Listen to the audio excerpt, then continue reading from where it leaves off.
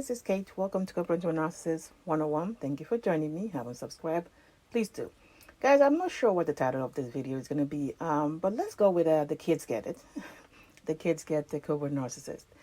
And guys, if you're like me, one of the concerns you have as you're trying to co-parent unquote with these people is that your children will pick up the behaviors of the Covert Narcissist and the things they're doing and choose to, deal with life or live life the way the Covert Narcissist, or the Covert Narcissist is going to have them emotionally messed up that they are having the issues and as kids and as adults, So these are kind of things that if you're like me, that comes into play here, and that's why you definitely get a hold of your mind because you need to have you complete control of how you choose to react or respond to whatever it is the Covert Narcissist is trying to do around you to make sure that they don't get what they want, which is to get the attention they want from you, control how you're thinking or what you say from one moment to the next.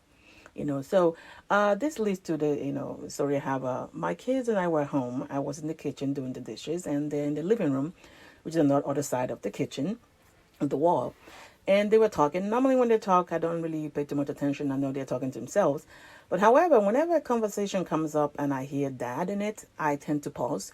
And that's because, like I said, I need to make sure what he's telling them and what is going on. Because you know how these people operate, so you got to be on top of things. So they were talking, and my son obviously was telling my daughter that, asking her why did she call the dad. Because apparently I wasn't home. The Covert Narcissist called, and when my son answered the phone, he told him to give the phone to the sister because at least she's the one that calls him, and that he doesn't want to talk to him. So my son gave the phone to my daughter. So now that he's asking her why did he call the Covert Narcissist, because according to him, as he was saying, that when the Covert Narcissist called, he answered the phone and he said, give the phone to your sister. I don't want to talk to you because she's the one that calls. And my son was like, I don't understand why I guess he thought I was going to be like, be mad about it, that he don't want to talk to me. But, it doesn't matter because he could have called us. He never did. So now he's asking the sister why. My daughter now said, that she called him because the half brother, which is the child that the Covert Narcissist has in the new supply, the last time they were there, they said his birthday was on that day. So she called to, wish the little boy happy birthday. And that was the reason why she, called. So my son was like, oh, okay, because I thought you were calling to, so you can just talk to me. They didn't have any reason to call. She's like, no, because then my son was like, because I wanted to ask you if you're calling to, you calling because it makes you happy, or you're calling because you want to make him happy. And of course, through all this, I'm washing the same cup 27 times because my nosy self is listening. And my daughter paused.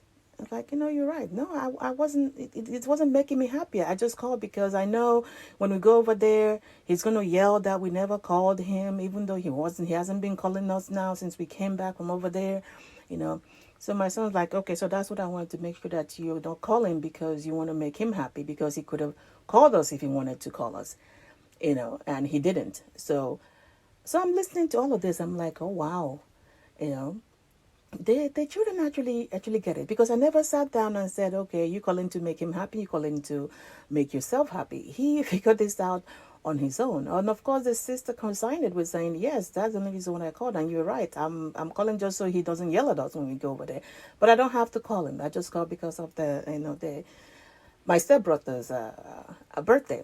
And then they continue talking about some other thing about school, and I'm like over there like, wow, they actually do get it, because this is what the Covert Narcissist will do. He will want to flip this, the roles around, so that he hasn't checked in on them since they came back a week and a half.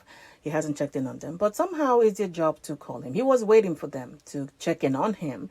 So when he now called, or he automatically assumed that the call that my daughter made to talk to this the half brother, who was his birthday, that is now for him. So now, of course, he trying to, have my son feel some type of way about it, which, thank God, he completely understood what was going on, because he went straight to the sister and asked directly why she was calling, But this is why I said you need to be consistent with what you're doing. You need to be consistent with lining up actions with words, because these people will keep talking and talking, talking, and they will never line up with the actions, and how you choose to react, because the kids are getting it.